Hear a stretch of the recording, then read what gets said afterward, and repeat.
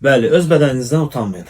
Videonun bu başlıqda qoymaqda bir məqsədim var. Videonun sona kimi izləsəz, nə demək istədiyim daha aydın olacaq sizə. Zaman zaman gözəllik etalonları kişilərdə də, qadınlarda da millətlərdən, regionlardan asılı olaraq dəyişkən olur. Məsələn, qərb dövlətlərində daha çox arıq insanlar, Afrika ölkələrində daha çox dolu insanlar gözəllik etalonu kimi görülürlər. Son zamanlar bu gözəllik etalonunu kişilərdə də, qadınlarda da sosial şəbəkələr yayır. Sosial şəbəkələrin günü bugün göstərdiyi gözəllik daha çox quru bədən, daha çox əzələ kütləsi, daha çox bodybuilder bədəninə bənzər bədənləri insanlara aşılayırlar. İnsanlar da bütün bunları öz səhifələrində görə artıq öz bədənlərinə qarşı komplekslər yaranır. Ən çox da xanımlarda bu var. Və ən pis tərəfi isə ondan ibarətdir ki, insanlar bu nəticələri əldə etmək üçün müxtəlif üsullara əl atırlar. Steroidlər, nə bilim, ağır diyetlər falan. Bəli, mən demirəm ki, insanlar kök olsunlar, nə bilim, aşırı gömbul olsunlar, bu normaldır, xeyr.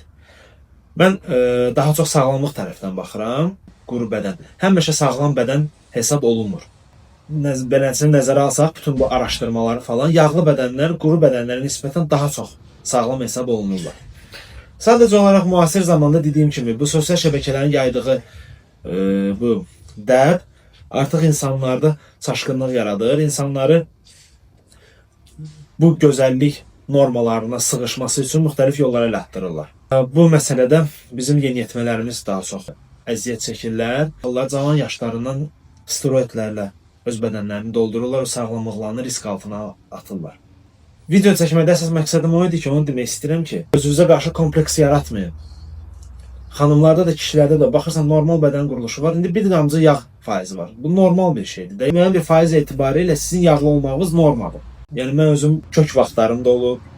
Bu arıq olan vaxtda da hiss eləmişəm ki, bədən gözəl olsa da orqanizm necə zəif hiss edir özünü. Kök vaxtı da hiss eləmişəm. Zala gediriksə sağlamlıq üçün getmək lazımdır. Sağlam olmaq istəyirsə idmanınızı eləyin, normal şəkildə, balanslaşdırılmış şəkildə qidalanmağınıza fikir verin. Bu sizə kifayət edər. Əgər siz professional bodybuilder deyilsinizsə, aktyor deyilsiniz, yəni sizin pulunuz, sizin dolanışığınız birbaşa sizin bədəninizdən asılı deyilsə, yəni özünüzü onlara oxşatmağa çalışmayın. Yəni bu gözəllik normalları zaman dəyişəcək. Bir 5 ildən sonra, 10 ildən sonra bu quru bədən, nə bilim, damarlı bədənlər dəbdə olmayacaq. Gözəllik etalonları tamam başqa cür bədən quruluşları olacaq. Bu baxımdan da öz bədəninizi, necə deyim, sevin, bədəninizə qulluq eləyin. Əsas olan sağlamlıqdır.